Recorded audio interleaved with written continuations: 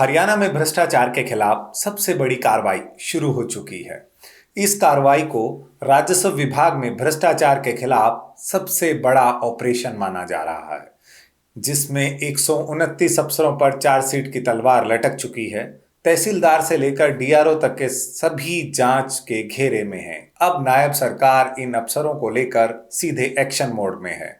नमस्कार, आप देखना शुरू कर चुके हैं न्यूज टाइम। मैं हूं आपके साथ रवि यादव।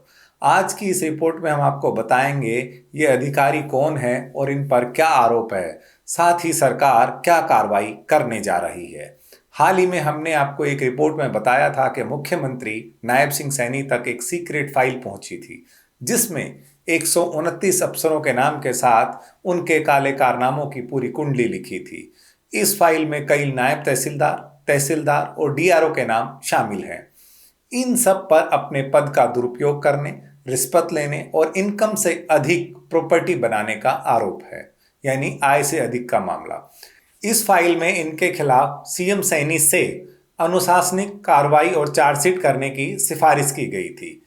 अब इसी कड़ी में सीएम ने सभी 129 नायब तहसीलदारों और जिला राजस्व अधिकारियों के खिलाफ चार्जशीट करने की आधिकारिक मंजूरी दे दी है।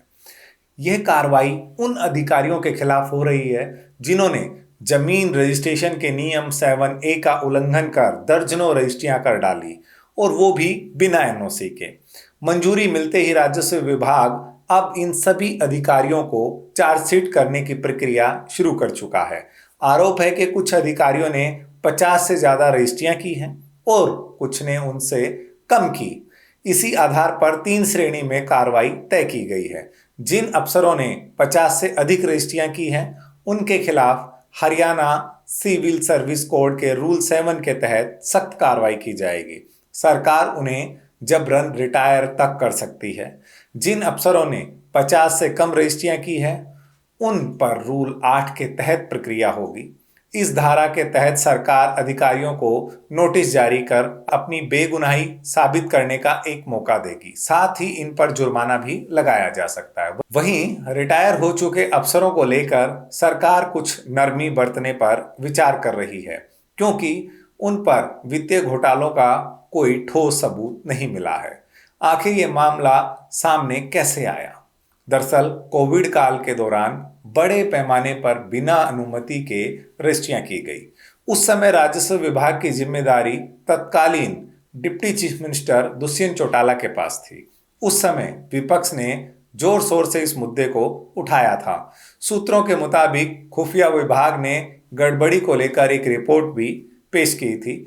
रिपोर्ट में सामने आया कि नियम 7A को जानबूझकर नजरअंदाज किया गया और पैसे लेकर बिना एनओसी के जमीनों की रजिस्ट्रियां की गई। कई अधिकारियों पर आय से अधिक संपत्ति जुटाने का शक है।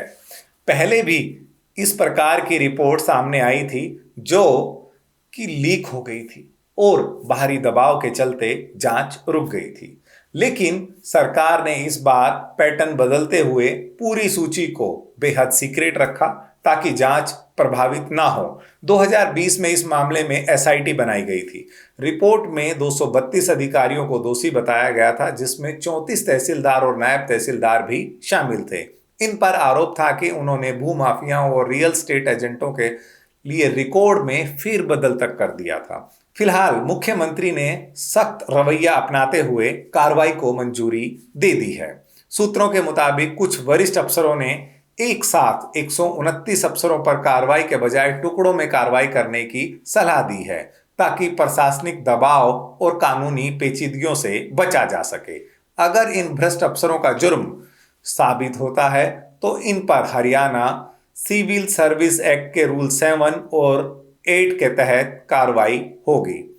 इससे पहले भी सरकार सिंचाई विभाग में घोटाले को लेकर करीब 70 अधिकारियों को चार्जशीट कर चुकी है। अब राजस्व विभाग की ये कार्रवाई बताती है कि सरकार अपने सिस्टम में मौजूद भ्रष्टाचार को लेकर बेहद गंभीर है। तो क्या ये कार्रवाई सिर्फ एक शुरुआत है? क्या आगे और नाम सामने आएंगे, या फिर दिखावा भर है और ये जांच कहीं अधर में ना लटक जाए? इस खबर पर आपकी क्या राय है? नीचे कमेंट के माध्यम से हमें जरूर बताइए, और वीडियो को लाइक करें और चैनल को सब्सक्राइब करना बिल्कुल भी ना भूलें। नमस्कार।